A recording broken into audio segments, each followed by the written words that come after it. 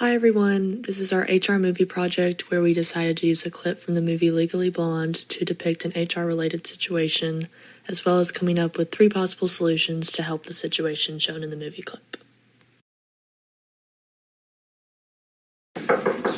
Come on in. Hi. Hi. Sit down. Okay.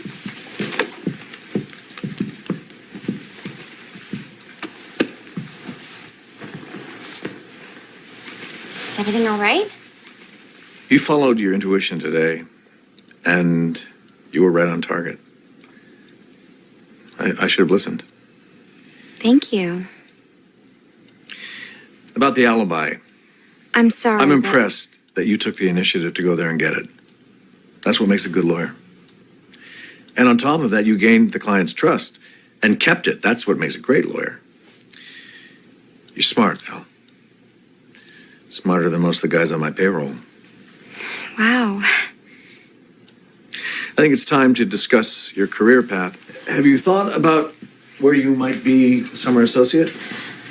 Oh, not really. I know it's very competitive. Well, you know what competition's really about, don't you? It's about ferocity, carnage, balancing human intelligence with animal diligence. Mm-hmm. Knowing exactly what you want and how far you'll go to get it. How far will Elle go? Are you hitting on me? You're a beautiful girl. So everything you just said? I'm a man who knows what he wants. And I'm a law student who just realized her professor is a pathetic asshole. Too bad. I thought you were a law student who wanted to be a lawyer.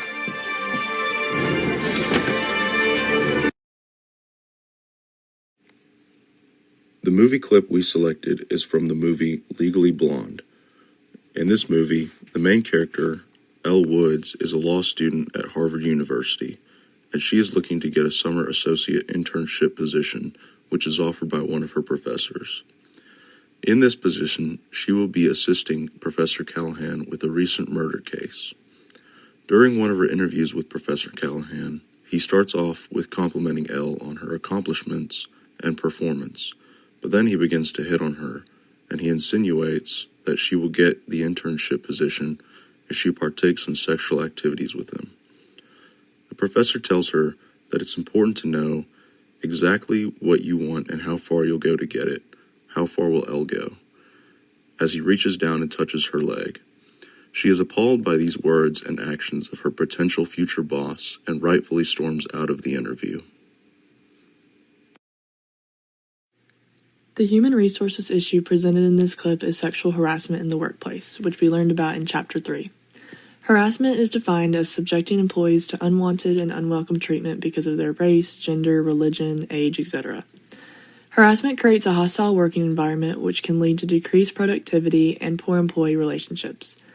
In the movie clip, Elle receives unwanted treatment from Professor Callahan due to her gender, which is considered sexual harassment.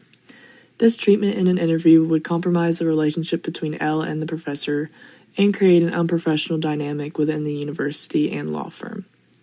The example shown in this movie can also relate to the concept of glass ceiling that we covered in class. The concept of glass ceiling refers to the social barrier that prevents women from being promoted to higher jobs in management.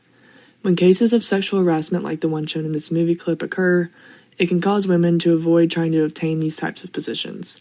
In the long run, women's avoidance of trying to earn these positions will widen the gender gap and keep women below this theoretical glass ceiling. There must be action taken to eliminate this behavior in order to preserve the reputation of both the college and the law firm. To prevent any other situations like this one from occurring, we have come up with 3 potential solutions for the organization to implement. So we found 3 possible solutions to this problem. The first solution is to have speakers come in to speak to the faculty and staff at the university on the topic of sexual harassment in order to reinforce the ideas and values of sexual harassment policies that are in place. Having speakers come in for the faculty and staff to listen to over sexual harassment policies would ensure that the policies and downsides of sexual harassment will be in the forefront of the faculty's minds, It would help faculty ensure that they do not accidentally violate any harassment policies that the university has. The downside of speakers coming in to talk to faculty and staff is that faculty member that is okay with violating the harassment policies, the speaker will have very little effect on them, and they will not care about what the speaker has to say and will continue violating the policies. The second possible solution, we decided it would be a good idea to create a system to report any incidents employees feel wronged by. With this solution, we would have employees make anonymous reports for incidents they feel shouldn't happen in the workplace. While having the anonymous report box is helpful, it's also equally important that the company sends these reports to an outside entity so the reports are taken seriously and are independently investigated to make sure that the claims aren't ignored. If the organization had this kind of reporting system, the woman in this movie who sees Professor Callahan harassing Elle might feel more comfortable reporting this situation she witnessed. This separation between the investigation and the company will allow for employees to feel safe in reporting without fear of losing their job or being demoted. The last solution our group came up with to help solve the sexual harassment issue is creating a better system for the hiring process, which will cut down on the issues shown in the clip. Creating a hiring process with more interviews and more team members involved will ensure that employees have a fair chance for promotions and open availability and are not faced with a single employer who may be searching for inappropriate favors. While it may be more time-consuming, it would create a system of checks and balances within the organization to make sure everyone has a shot at any openings, as well as reduce the instinct some people may have to take advantage of their power. This is because each interviewee will go through multiple steps of an interview and not be faced with ethical issues such as pressure from higher-ups to do inappropriate favors. After weighing all of our options, we have decided that solution 2 would be the best fix for this problem. Victims of sexual harassment often do nothing about it and deal with it due to a fear of retaliation. Solution 2 offers an anonymous and safe way to report harassment when it happens without fear of repercussions such as getting fired, being demoted, further harassment, etc. With solution 1, everybody knows that sexual harassment is bad, but people still do it anyway, in the same way people know that murder and theft is bad, but do it anyway. Having speakers come in and remind people that sexual harassment is bad will not be as effective as other methods could be. In regards to solution 3, collaboration and corruption among committee members is a very high possibility, which would render this solution useless.